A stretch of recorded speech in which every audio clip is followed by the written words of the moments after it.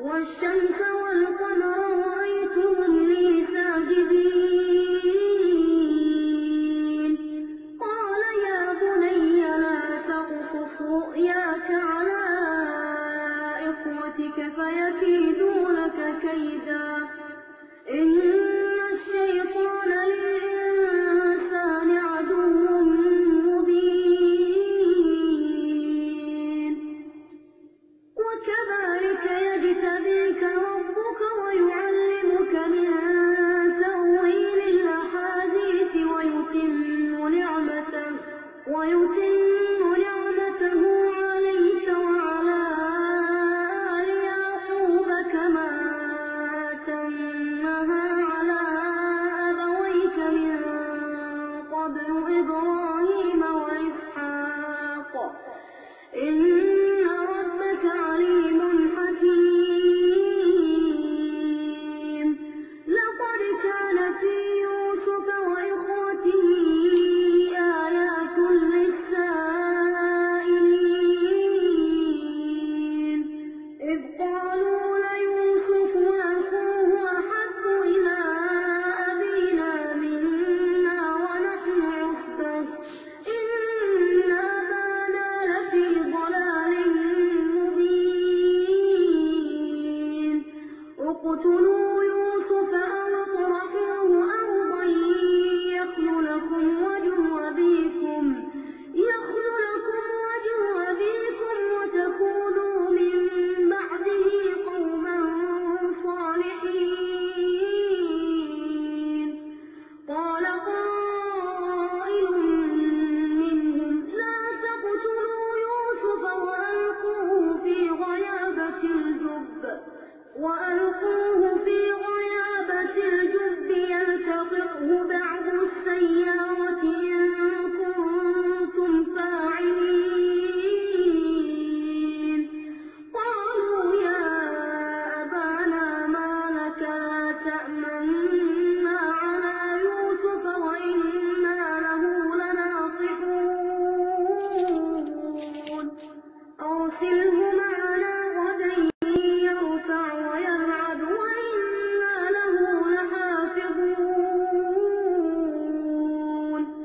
قال إني ليحزنني أن تذهبوا به وأخاف أن يأكله الذئب وأنتم عنه غافلون قالوا لئن أكله الذئب ونحن عصبة إنا إذا لخاسرون فلما ذهبوا به وأجمعوا أن يجعلوه في غيابة الجب وأوحينا إليه لتنبئنهم بأمرهم هذا وهم لا يشعرون. طيب، بسم الله الرحمن الرحيم. الحمد لله رب العالمين، والصلاة والسلام على سيدنا محمد وعلى آله وصحبه أجمعين وعلى من دعا بدعوته واستنى بسنته واتبع هديه إلى يوم الدين. اللهم علمنا علما نافعا وارزقنا رزقا واسعا وتقبل منا أعمالنا كلها واجعلها خالصة لوجهك يا أرحم الراحمين يا رب العالمين. وصل وسلم وبارك على سيدنا محمد وعلى آله وصحبه أجمعين. Chers frères et chères sœurs, السلام عليكم ورحمة الله وبركاته. وعليكم السلام سدرة المنتهى، أهلا وسهلا بكم. Alors aujourd'hui, il me paraît, selon moi, le sujet est très important puisqu'il a une vocation universelle. C'est-à-dire qu'aujourd'hui, et à partir bien sûr des finalités coraniques, nous allons parler de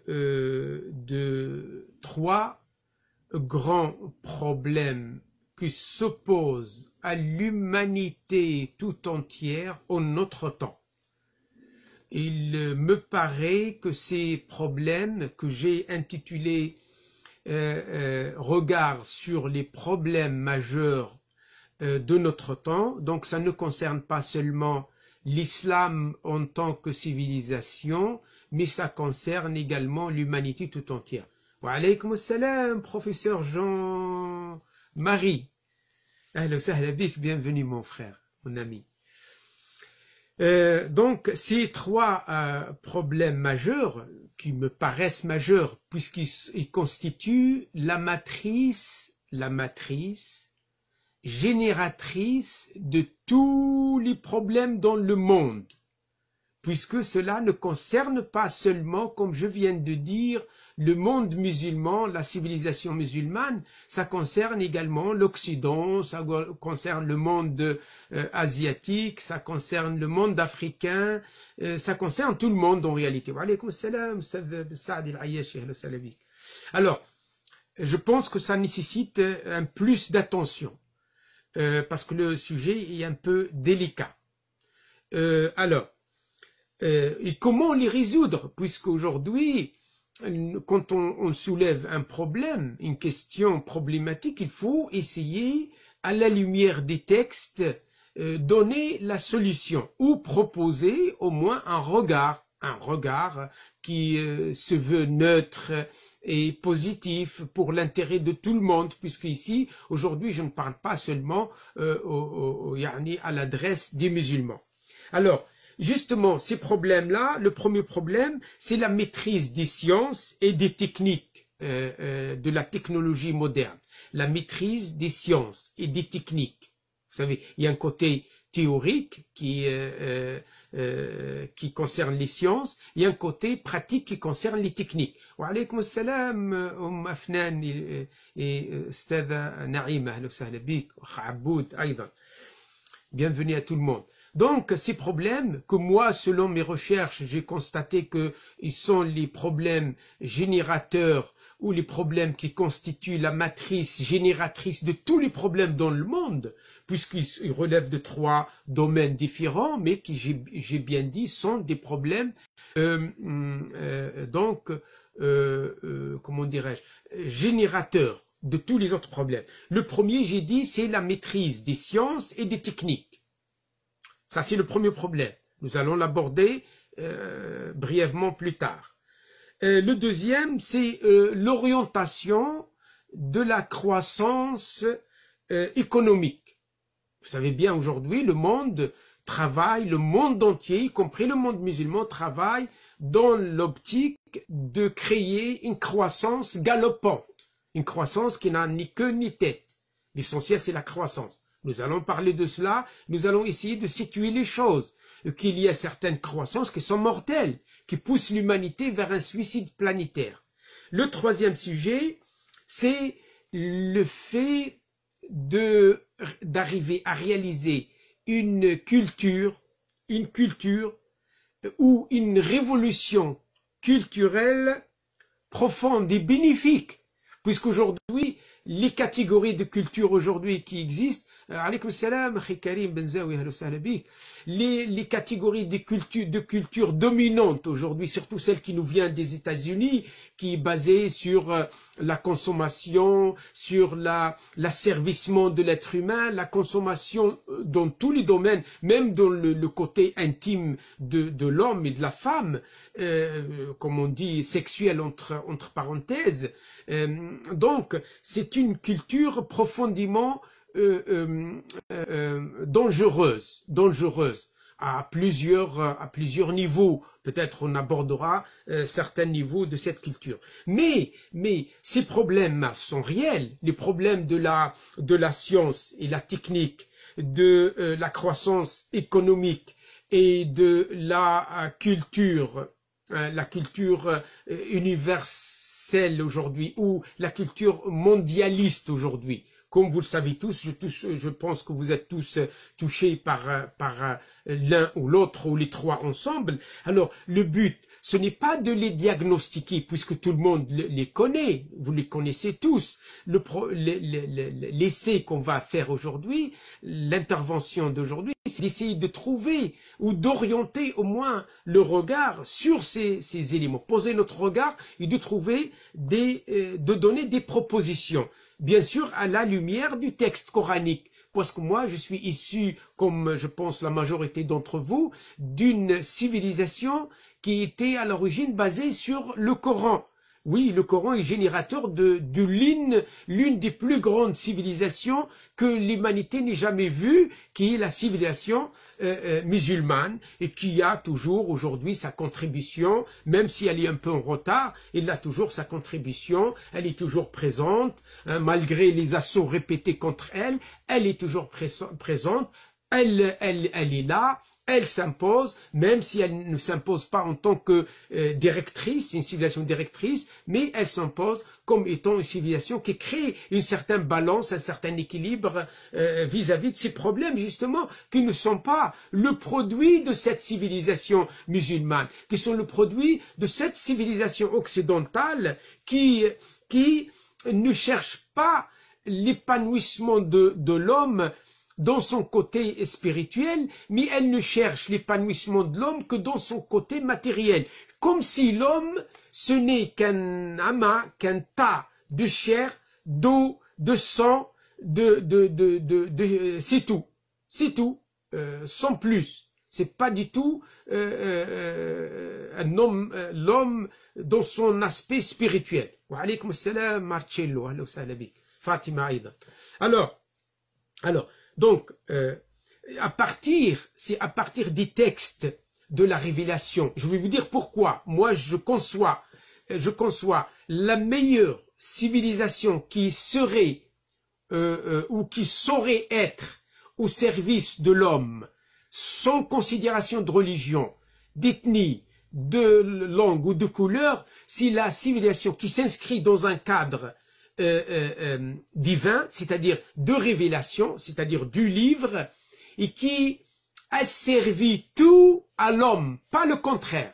Aujourd'hui, la civilisation occidentale matérialiste, égoïste, égocentrique, j'ose dire même narcissique, puisque elle a détruit l'homme, elle a détruit les valeurs de l'homme, elle a pollué la nature pure de l'homme que l'on a connu depuis l'épopée humaine sur Terre, au service ou au profit de l'argent, au profit du marché. La civilisation occidentale, elle a fait de l'homme un simple instrument pour la croissance économique, pour le marché économique, pour la technique et pour également cette culture qui vient justement annihiler, pulvériser, détruire les valeurs communes de tous les hommes sur Terre, parce que les hommes sur Terre, ils ont toujours les mêmes valeurs. Malheureusement, cette civilisation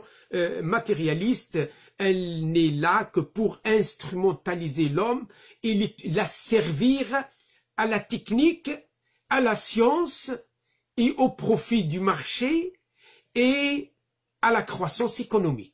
Ce n'est pas moi qui le dis, croyez-moi. Tous les experts, les spécialistes de l'économie mondiale, de la finance, des sociologues également, des philosophes qui parlent de la civilisation, puisque les sciences aujourd'hui s'interpénètrent, se côtoient, se mélangent, et donc parlent de cela. Alors le but donc ou la contribution de la spiritualité ou des religions comme l'islam, c'est de cadrer, de délimiter les confins de chaque domaine, de ne pas laisser le matériel piétiner le spirituel et de ne pas laisser le spirituel étouffer le matériel. Pourquoi? Parce que dans l'enseignement islamique, dans les versets coraniques, tous les versets coraniques, vous allez trouver que la religion musulmane surtout, elle est là pour servir l'homme, pas pour la servir. وَمَا جَعَلَ عَلَيْكُمْ فِي الدِّينِ مِنْ حَرَجٍ. Dieu ne vous a imposé nullement de gêne dans la religion. Donc l'islam, il est là pour mettre tout ce qui est dans les cieux et dans la terre au service de l'homme. Au service de l'homme avec ces deux aspects, matériel et spirituel, avec un équilibre total. Contrairement à ce que fait aujourd'hui la civilisation occidentale. Elle entretient bien l'homme dans son côté matériel et elle s'en fiche complètement du côté spirituel. Elle le combat même, comme nous avons vu en France avec l'islam. Nous avons vu en France comment les autorités françaises combattent les aspects de valeur, de spiritualité islamique aujourd'hui. Et elle impose de force, à force de loi, ces valeurs laïques qui qu'on ne considère l'homme comme étant un outil de croissance économique et de prospérité financière et matérielle. Cela, l'islam ne le permet pas. L'islam dit que cette croissance humaine, ce développement du confort matériel, il est le bienvenu, du moment que ce confort matériel ne piétine pas sur le côté spirituel de l'homme. Vous voyez, donc c'est pour cela, à partir de cette réactivation du texte révélé, cette introduction du texte révélé dans la vie de chaque être humain sur la planète, bien sûr, ce texte-là, il va faire de cet homme un homme actif et productif dans les deux domaines, dans le domaine matériel comme dans le domaine spirituel. Or, aujourd'hui, malheureusement, en l'absence des textes, en l'absence de la révélation, carrément en l'absence du divin dans la vie de l'humain, l'homme est devenu un véritable prédateur pour son frère l'homme. Pas seulement un loup, mais un véritable prédateur. Vous avez vu aujourd'hui, qu'est-ce que fait le marché, les marchés de la finance, les marchés économiques, les marchés de l'argent, qu'est-ce que ces marchés-là ont porté comme atteinte à l'être humain dans ses valeurs les plus élémentaires, même dans l'humanité. Au profit de ces marchés-là, de la croissance, on jette. Regardez bien, et ça c'est visible là, dans tous les pays occidentaux. Hein? Je ne parle pas des pays orientaux, des pays musulmans, parce que ils n'ont pas ce poids, que l'Occident a prétendu avoir, ces valeurs que l'Occident a prétendu avoir. Aujourd'hui en France par exemple, il y a des gens, dès qu'ils ont cessé de travailler ou ils ont atteint un certain âge, hein, de retraite par exemple, leur retraite, qui ont passé leur vie à servir le marché, à servir la croissance économique d'un pays comme la France, ils se sont retrouvés sans gain. Vous imaginez une vieille dame de 70 ans, 75 ans, qui vous dit aujourd'hui je dors dans ma voiture, et pourtant j'ai passé ma vie à travailler comme aide-soignante, à travailler comme infirmière, à travailler comme médecin. Et aujourd'hui, je ne peux même pas louer un appartement pour m'y abriter. Vous imaginez les valeurs du marché, qu'est-ce que font à l'homme?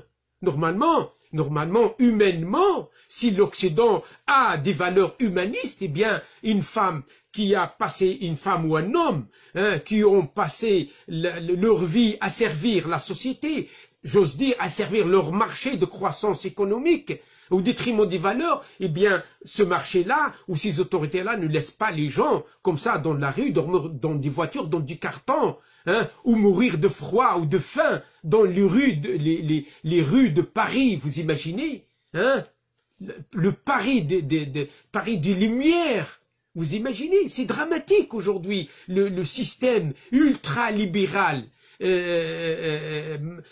matérialiste, occidental, le système du marché, et c'est mortel pour les valeurs humaines. Les gens aujourd'hui, ils sont dans un désespoir total. Contrairement à ce que pensent les musulmans dans les pays africains et musulmans, ils croient que l'homme en Occident, il est heureux. Et il est heureux, il a le paradis sur terre. l'argent ne fait pas le bonheur. Croyez-moi, l'argent ne fait pas le bonheur. Vous voyez, donc ce côté-là, qu'est-ce qui nous a amené à ça? C'est parce que avec la science, qui est devenue un dieu, la science, il y a des scientistes aujourd'hui. D'ailleurs, les autorités occidentales ne font que servir un scientisme prédominant, un scientisme de profit. Et donc une technique qui, au lieu de la mettre, de cette technique, de la mettre au service, et à l'épanouissement de l'homme, et non, on a asservi l'homme, pour justement le rendre un esclave tout court pour la croissance du marché, du monothéisme du marché mondial.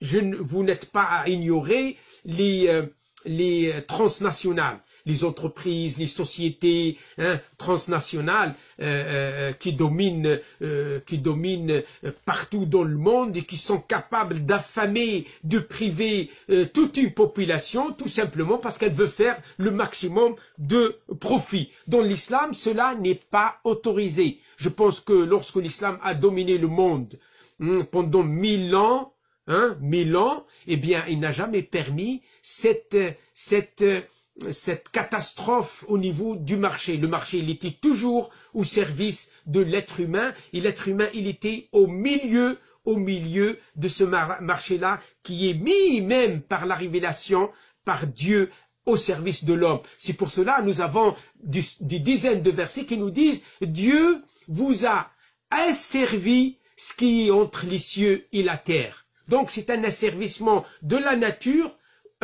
au profit de l'homme, et pas le contraire, l'asservissement de l'homme pour des profits immédiats, pour ces transnationales et pour ces gens riches qui ne cessent de devenir riches, et ces pauvres qui ne cessent de devenir pauvres au profit de ces marchés de la croissance économique.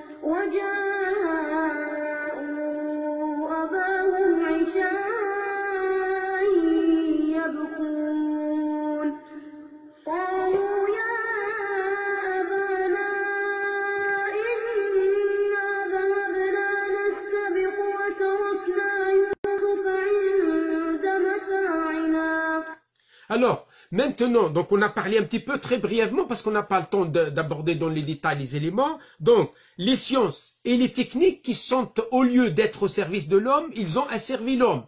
Malheureusement, bien sûr, au profit toujours de l'argent, au profit des marchés, au profit des riches, etc., etc. Nous avons également, donc, la croissance économique qui domine le monde aujourd'hui, et hélas, le monde musulman également, qui a perdu ses valeurs face à la domination, à l'hégémonie de l'Occident. Eh bien, cette croissance économique, elle mérite d'être orientée. Et celle qui est en Occident et dans le monde, elle domine. Elle domine d'une manière aveugle, c'est-à-dire elle met tout dans son rouage et elle domine. Et elle enlève à l'être humain sa finalité, ses finalités moyennes ou à court ou à moyen ou à long terme. C'est-à-dire, hop, on est servi l'homme, l'homme doit être comme une machine, il travaille au profit de cette croissance économique. Et d'ailleurs, les États, lorsque il n'y a pas une croissance économique, qu'est-ce qu'on fait? On va essayer d'inciter toute une population qui est possible qu'elle est à moitié morte économiquement. On va essayer de mobiliser tous les moyens, toutes les institutions étatiques pour inciter les gens à consommer et à surconsommer. Normalement, il faut qu'il y ait une orientation pour que l'économie, la croissance économique soit au service de l'homme et ne doit pas asservir l'homme. Donc il faut changer complètement ce modèle de développement et de croissance économique pour donner à chaque être humain sa vraie valeur, sa vraie finalité, et l'idée à évoluer matériellement et spirituellement et respecter ces valeurs-là qui font de l'homme la finalité même de toute croissance économique. Il faut, c'est ça qui manque aujourd'hui. Et ça, c'est pas ma parole, c'est la parole des experts. Aujourd'hui, malheureusement, la croissance économique dans l'Occident et dans le monde, elle instrumentalise l'homme pour les profits de la finance, du marché. Et donc, l'homme devient un instrument, pas une finalité en lui-même. Or, normalement, tout ce qui est matériel doit servir l'homme dans ce bas monde. Et bien sûr, il ne faut pas s'étonner.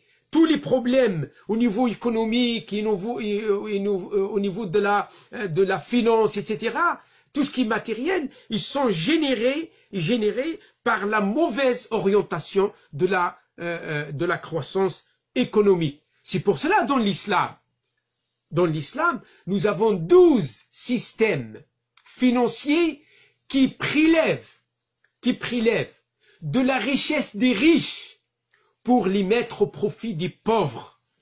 Parce que dans l'aspect islamique, dans l'enseignement islamique, Allah nous dit نحن قسمنا بينهم معيشتهم في الحياة الدنيا. Nous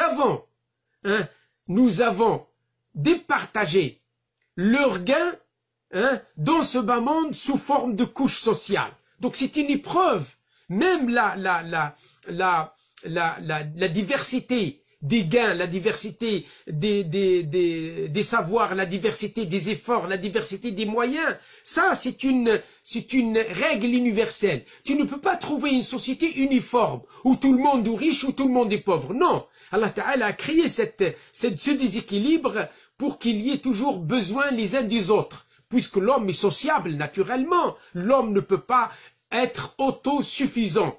Le savant, il a besoin de l'argent du riche, le savant pauvre, il a besoin de l'argent du riche pour conjuguer son savoir-faire avec le financement du riche pour pouvoir créer une productivité économique, financière et sociale, etc. et aider au développement de l'être humain.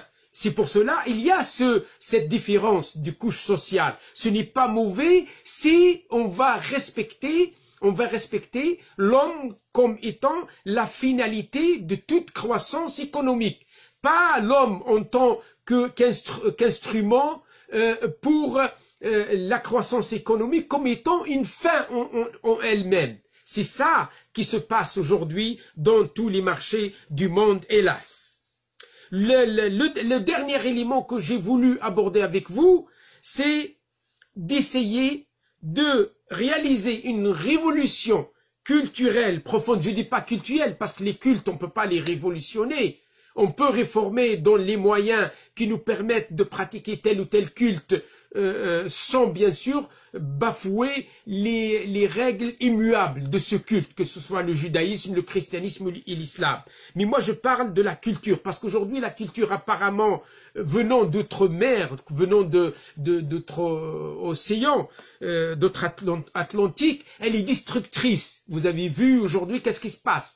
Beaucoup d'experts européens ils sont frileux, ils ont peur même de le débarquement de cette culture d'hybrider de tout et de n'importe quoi qui vient des États-Unis et qui domine aujourd'hui même le vieux continent, qui domine l'Europe aujourd'hui, et que les Européens sont inertes, sont paralysés devant ce déferlement et qui ne peuvent pas justement lui faire face.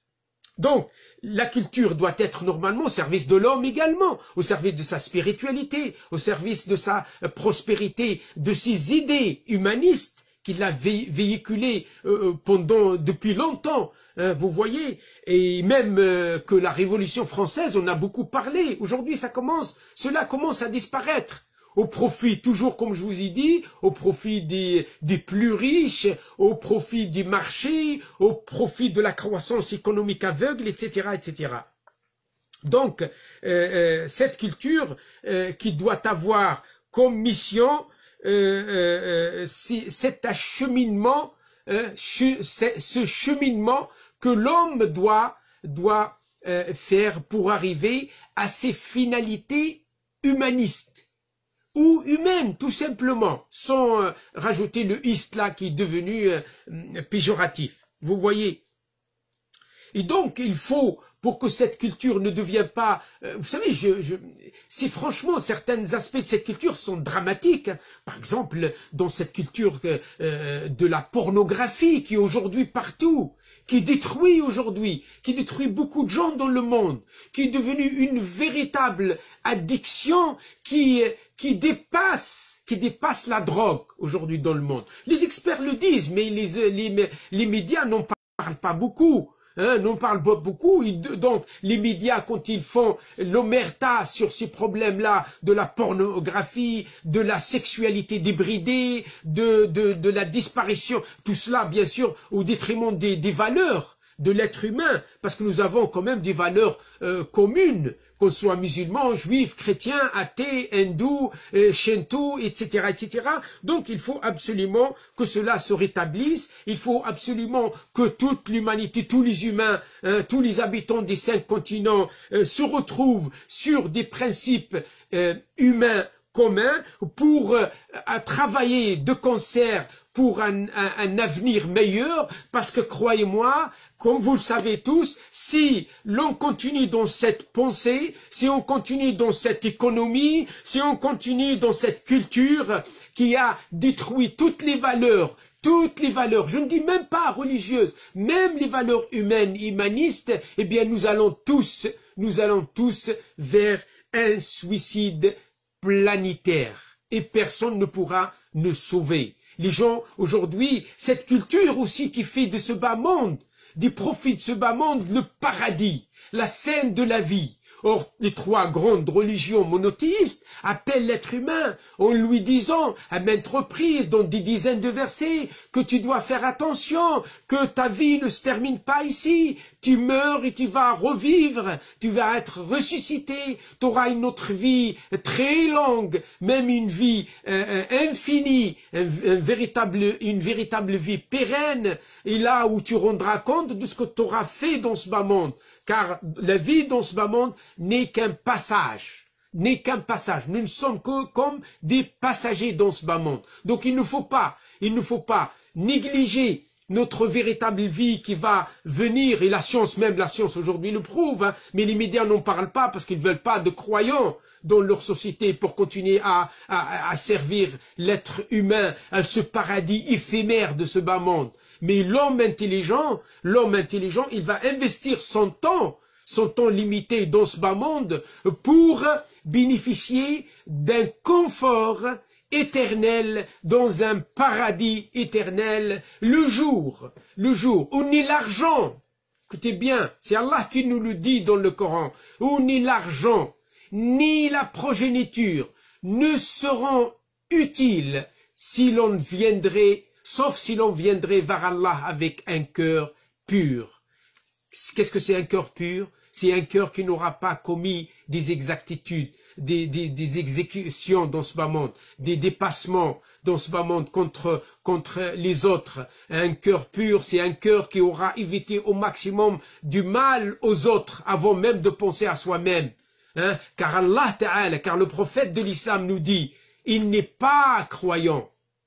La yu'minu ahadukum. Il n'est pas croyant celui qui n'aime pas à son semblable, à son frère dans l'humanité, ce qu'il aime pour lui-même.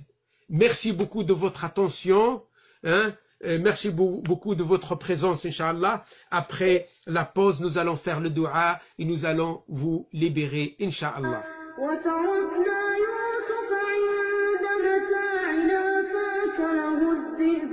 وما أنت بمؤمن لنا ولو كنا صادقين وجاءوا على قميصه بدم كذب قال بل سولت لكم أنفسكم أمرا فصبر جميل. Donc voilà, mes chers frères, mes chères sœurs, pour résumer, dans quelques points. Alors, vous me dites oui, vous avez diagnostiqué les problèmes, mais vous n'avez pas proposé des opinions. Si, mais au cours mais je résume quand même pour vous dire que, alors, il n'y a rien dans le Coran. Et ça, les spécialistes du Coran le savent, même ceux qui ne sont pas musulmans. Et il n'y a rien dans le Coran qui s'oppose à la science, à la technique, au progrès, au profit quand il est uniquement au service de l'homme. Quand tous ces aspects, ces éléments mettent l'homme comme étant la finalité absolue dans ce bas monde, le servir. Tout homme, on ne parle pas de religion là, donc il n'y a rien. D'ailleurs, Allah subhanahu wa ta'ala nous a dit dans le Coran, ils ne sont pas égaux, ceux qui savent et ceux qui ne savent pas. Et bien sûr, il parle de toute catégorie de savoir. Il n'y a rien également. Il serait profanatoire de la part des musulmans si l'on croit que dans le Coran, il y a des solutions toutes faites avec tous les détails qui s'imposent pour tous les problèmes de l'humanité. Ce serait se renfermer sur soi et s'exclure de la société humaine. Or, le Coran, il est venu nous intimer l'ordre de marcher sur terre, de voyager, de rencontrer les autres, d'échanger et d'observer et donc d'être actif, productif en fonction de cette observation. قُلْ سِيرُوا فِي الْأَرْضِ فَانْظُرُوا كَيْفَ كَانَ عَاقِبَةُ الَّذِينَ مِنْ قَبْلِكُمْ. Et Allah Ta'ala, et le Coran nous dit également aux gens, justement pour montrer que le Coran n'aime pas les sociétés renfermées, les sociétés musulmanes renfermées. Il nous dit aux gens, nous vous avons créé à partir d'un homme et d'une femme. Nous avons fait de vous des peuples et des tribus pour s'entreconnaître ou pour échanger. Le plus noble parmi vous est celui qui est le plus pieux. Et le mot plus pieux, ça veut pas dire le plus religieux. Non, le plus pieux, c'est celui qui évite de faire du mal à autrui. Voilà. Donc, l'autre élément, le Coran nous appelle, mes chers frères et mes chères sœurs, mes chers interlocuteurs, le Coran nous appelle dans des dizaines de versets à faire bon usage de notre raison, même dans la compréhension de la religion. Si nous ne venons pas à méditer et à réfléchir sur chaque verset dans le Coran pour en avoir la conviction, eh bien, Allah subhanahu wa ta'ala n'accepte pas de venir seulement avec les émotions, avec le cœur. Nous devons venir avec l'esprit, car le Coran nous demande d'être intelligents dans l'intelligibilisation des textes révélés. Allah dit dans le sujet le plus délicat de l'islam, qui est le monothéisme et la croyance en un Dieu unique, il dit, sache, ô être humain, sache qu'il n'y a de Dieu que Dieu, avec un grand D, que Dieu, créateur des univers. Vous voyez, donc, aussi le Coran, et c'est ça les orientations générales que donne le Coran à ces trois grands problèmes qui gangrènent l'humanité, malheureusement aujourd'hui. Le Coran veut que l'on transcende l'humanité, transcende l'humanité, et qu'on la lie à sa finalité absolue qui est de croire on a un avenir meilleur. Et un avenir, il se divise en deux. C'est demain, ici dans ce bas monde, mais également après la mort, car après la mort, c'est notre véritable avenir également. Et le Coran nous dit, attention, et la Sunna nous dit, la civilisation islamique nous dit que, attention, la réussite dans l'au-delà est conditionnée, en plus de la foi, à la réussite conditionné avec la réussite dans la technologie, dans le savoir, dans le progrès, dans la science de ce bas monde qui doivent être tous mis à la disposition de l'être humain qui croit en Allah subhanahu wa ta'ala. Voilà mes chers frères, en quelques mots, j'ai résumé les regards ou les opinions ou les orientations que donne le Coran à ces trois grands problèmes, ces trois problèmes majeurs qui gangrènent l'humanité. Je vais faire une petite prière, Inch'Allah, pourvu qu'Allah subhanahu wa ta'ala nous enlève cette épidémie dans le monde pour que la vie reprenne son cours, Inch'Allah. Bismillah ar-Rahman ar-Rahim. Alhamdulillah Rabbil Alamin. Wassalatu wassalamu ala Sayyidina Muhammad wa ala alihi wa sahbihi ajma'in. اللهم آتنا أفضل ما آتيت عبادك الصالحين، وتقبل منا إنك أنت السميع العليم، وعنا على ذكرك وشكرك وحسن عبادتك يا رب العالمين. اللهم هذا حالنا ظاهر لا يخفى عليك، وهذا أمرنا بين يديك، أمرتنا فعصينا ونهيتنا فارتكبنا، ولا يسعنا إلا عفوك فاعف عنا. اللهم إنك عفو كريم تحب العفو فاعف عنا. اللهم إنك عفو كريم تحب العفو فاعف عنا يا كريم. اللهم ارحمنا فإنك بنا راحم، ولا تعذبنا فإنك علينا قادر، والطف بنا بما جرت به المقادير، كما لطفت بالأجنة في بطون أمهاتها يا رب العالمين. اللهم ارفع عنا الداء والمرض والوباء يا رب العالمين، ارفعه عن المسلمين وعن البشرية أجمعين. اللهم ارفع عنا هذا المرض القاتل، اللهم ارفع عنا هذا الكوفيد يا رب العالمين، ارفعه عن البشرية أجمعين. اللهم إنه أصابنا في مقتل، اللهم أصاب الناس فلا ترى منهم إلا متألما وباكي أو متأوها وشاكي، وبين الباكي والشاكي ليس لنا إلا أن نرفع إلى الله يكف الضراعة، متوسلين إليه بصاحب الوسيلة والشفاعة. اللهم ارفع عنا الداء، اللهم ارفع عنا الوباء، اللهم ارفع عنا المرض، إنك على كل شيء قدير وبالإجابة جدير. ربنا اغفر لنا ولوالدينا وللسادة الحاضرين ووالديهم وللمسلمين أجمعين. سبحان ربك رب العزة عما يصفون، وسلام على المرسلين، والحمد لله رب العالمين. والسلام عليكم ورحمة الله وبركاته.